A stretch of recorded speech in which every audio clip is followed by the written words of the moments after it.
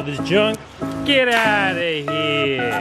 What's going on, guys? Welcome back. And today what we're doing is we're gonna be fixing the 240 finally. Well, I mean, it's already fixed. We just gotta put fuel in it. So we're gonna go to the gas station, get some fuel, make sure it runs and doesn't leak anymore.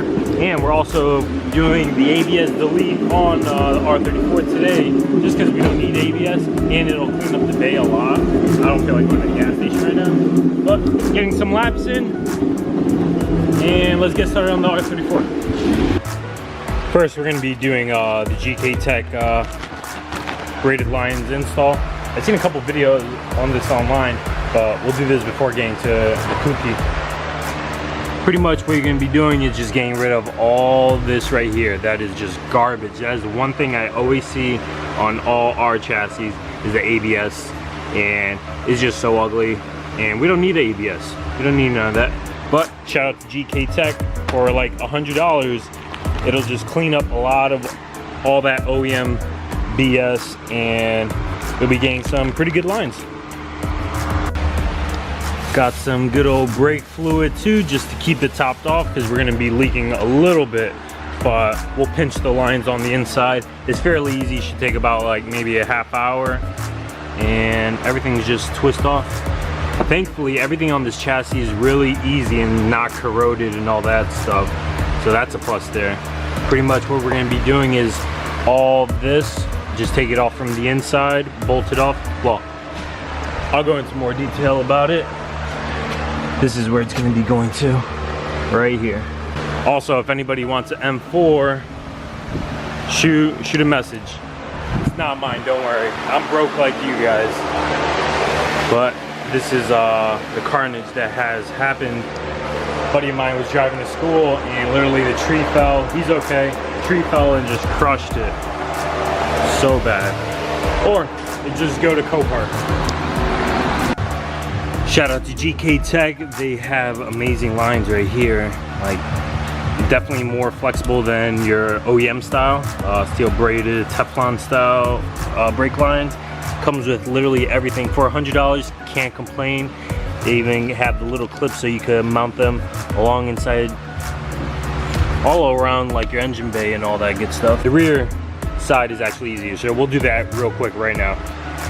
Good news, pretty much have everything for, say, like transmission wise. Only thing I'm waiting on is I need to find a clutch fork, and clutch is coming in already.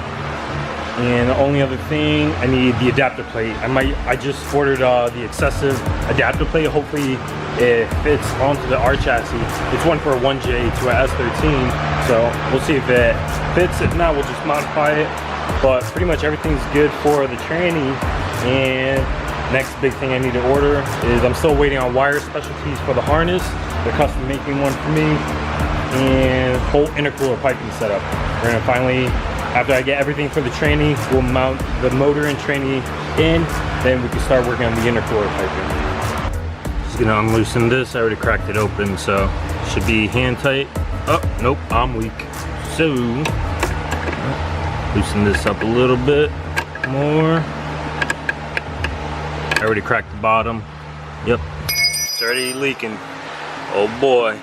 But got the little copper washer there, fitting right there.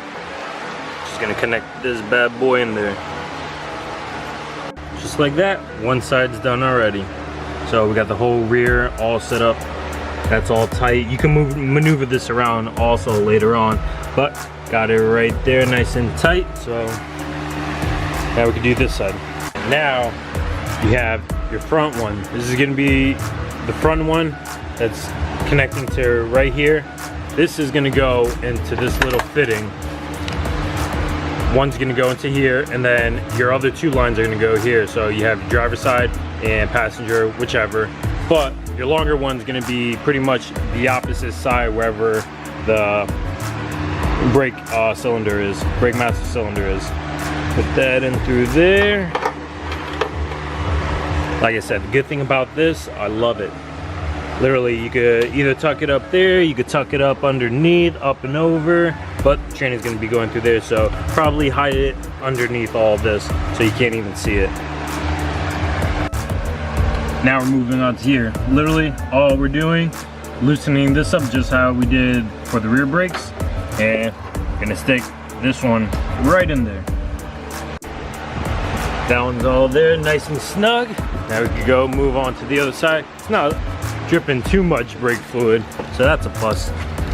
Now we can do the left side, or well, right side, driver's side. Just like that, it's all installed.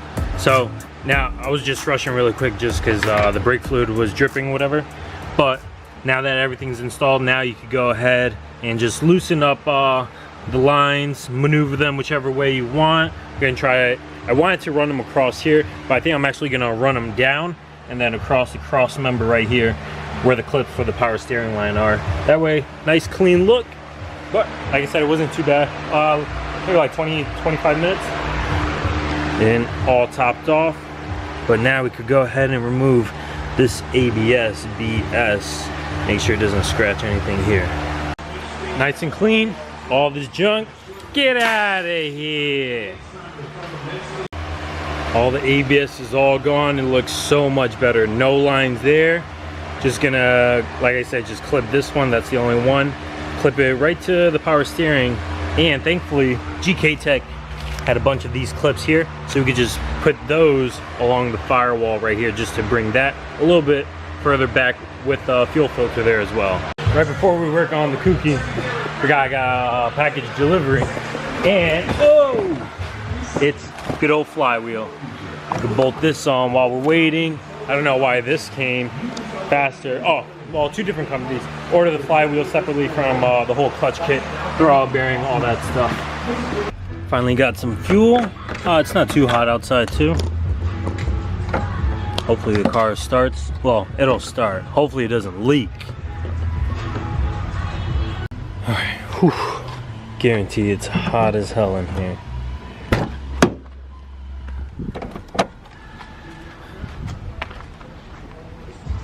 Damn, the red faded from the Ebisu sticker. Oh yeah, hear that? No fuel. Just like that, started right up. Loose terminal. I haven't turned this on in forever. I haven't turned this on since this frog was alive. Yeah, bro. I need to raise this car. 3 words, if you ever see that to a 240 person, it'll anger them. Raise your car.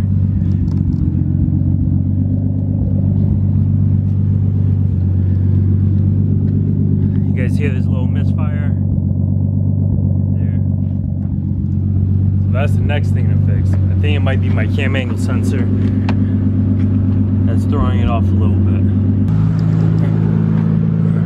So far everything's good. RB's running. Can't complain. All this water. All right. Now we can go for a little cruise. Low clouds there, but no biggie. Move this back a little bit.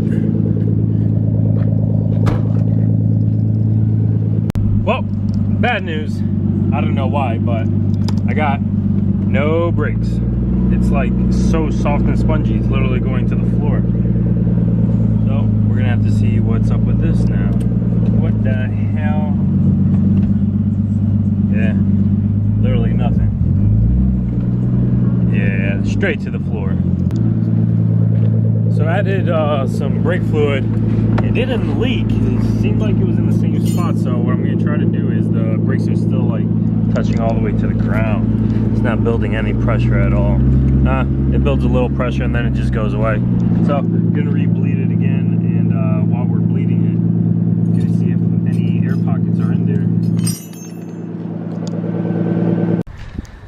So thankfully I have, they're known as speed bleeders, and you can get them like on Summit Racing and stuff like that. Definitely the best investment for your car, because you don't need 2 people to bleed your brakes. So all it really does is you crack open the line, and then literally pump the brakes 3-4 times.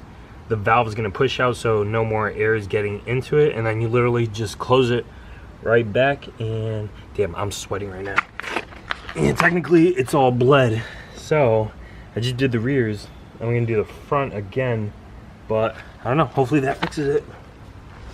Got like snot coming out of me and shit. Whew. That angle though. And I think that just did the trick. Hopefully that was it. Yeah. All right, we got brakes again. Hell yeah. But now we gotta get gas. Now we can finally go for a ride. Damn, my hair's crazy. So far so good. No trails of any fuel anywhere. But this car makes so much noise just hitting everything. I don't know if you guys feel the same way, but any little noise or smell that I get, I'm always just like freaking out. But the brake pedal is a little bit better, but it's just because I was just looking at my brake pads and they're definitely super low. I just never got around to changing them. So I'm gonna probably change those, but we're just gonna still go out for a little test drive now and see why. I don't know if you guys can hear. Still misfiring a little bit. Do a couple pulls and see if it's misfiring, if it's breaking up like at top end. Alright, right now I'm just hearing like a loud rattle noise. I don't know what the hell that is.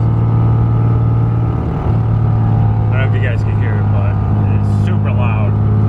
Alright, it's sketchy. I just turn it around.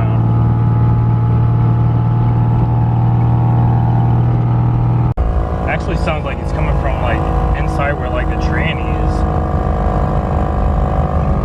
Oh boy, it's a never-ending battle, boys.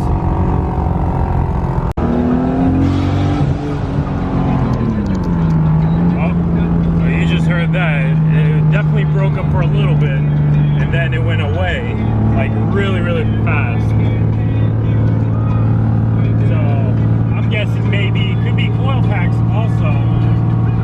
Switch the coil packs in the cam angle sensor, like I said a million times already. But first, we gotta see what this crazy rattle is like. I'm thinking maybe the bolt from the drive shaft.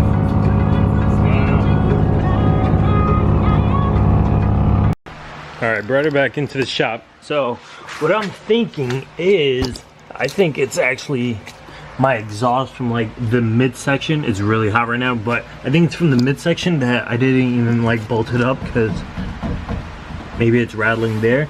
I double checked where the drive shaft was and it was actually pretty tight, and that was the only thing that I could think of that I really touched after putting everything back together. But hope you guys enjoy the video. I know it wasn't too eventful, just deleting all the ABS, all that good stuff, but stay tuned because the clutch is coming in.